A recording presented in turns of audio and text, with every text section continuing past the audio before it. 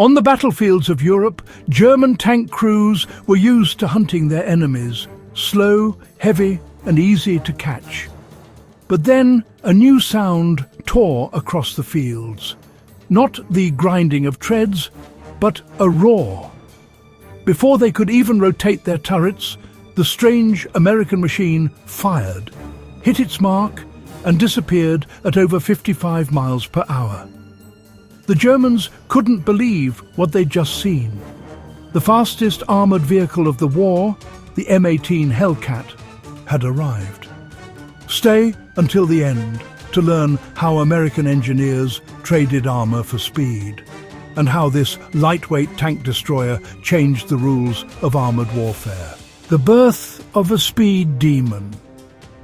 In 1943, the US Army faced a growing problem on the Western Front.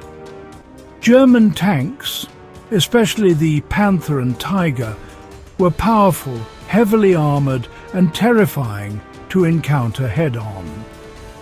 American forces needed something that could outmaneuver them, not match them gun for gun. The answer came from the Buick Motor Division, a tank destroyer designed not to fight like a tank, but to hunt like a predator. Its name, the M18 Hellcat, said it all.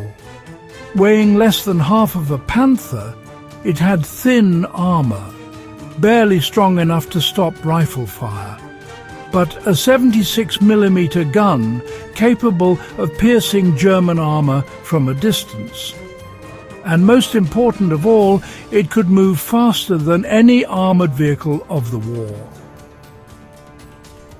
Up to 55 miles per hour on open roads. Tactics of speed and surprise. Unlike German tanks that relied on brute force, the Hellcat used mobility and deception. Crews learned to strike first and vanish before the enemy could respond. They called it shoot and scoot.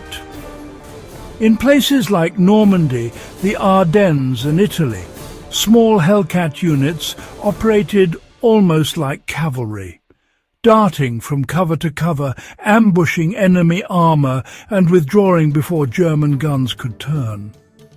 A German tanker later said, "When we saw them, we had only 3 minutes. Then they were gone." That was no exaggeration. A well-trained Hellcat crew could fire, relocate and disappear before a German turret could complete a single rotation. The technology behind the speed. The M18's power came from its radial aircraft engine, the same type used in planes, giving it a stunning power-to-weight ratio. Its open-top turret saved weight, and its suspension system allowed quick turns on rough ground. Of course, this came with a price: protection. A single shell or even a burst from a machine gun could tear through the Hellcat's armour. That meant crews survived by never being hit at all. The Hellcat was not about defence. It was about movement, timing and nerve. In combat, Europe, 1944. When American units entered France in 1944, the Hellcat quickly proved its worth. During the Battle of Aracourt, a handful of US tank destroyers faced an entire German armoured counterattack. Using the fog, the terrain, and their blistering speed, the M18 crews outflanked heavier German tanks and destroyed dozens. The Germans had no answer. Their Tigers and Panthers were powerful but slow. They couldn't chase what they couldn't catch. The Hellcat turned armour combat into a race, and the Americans were winning. The psychological edge. For German tankers, the experience was unnerving. The first hit came from nowhere. They'd swing their turrets, ready to return fire. But the Hellcat was already gone, leaving nothing but a trail of dust. In reports, German officers described these ambushes as phantom attacks. To them, it felt like fighting a ghost. For American crews, it was pure adrenaline. They trusted speed more than steel. Every engagement was a gamble. One wrong move and they'd be vaporized. But when it worked, the Hellcat was unstoppable. End of the war and legacy. By 1945, the M18 Hellcat had destroyed hundreds of German tanks and earned a reputation as the most effective US tank destroyer of the war.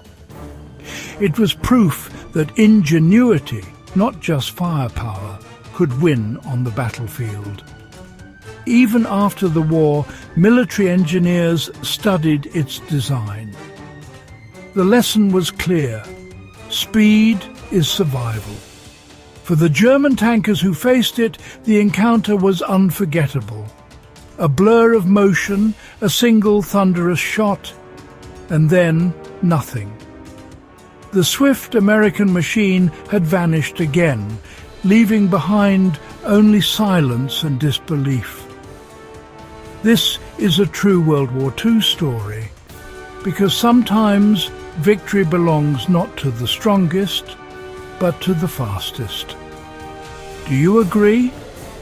Let us know in the comments and subscribe for more true World War II stories.